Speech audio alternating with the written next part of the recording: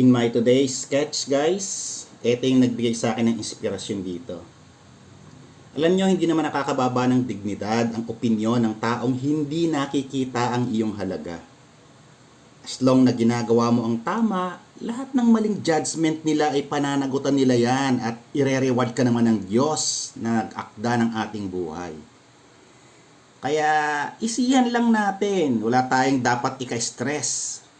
Gawin mong progresibo at positibo ang araw mo upang makamit ang saya sa puso. Contentment is the key. Be thankful sa maliliit na blessing.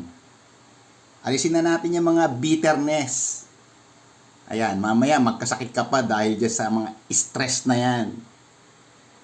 Enjoy the day, guys! This is Joe M.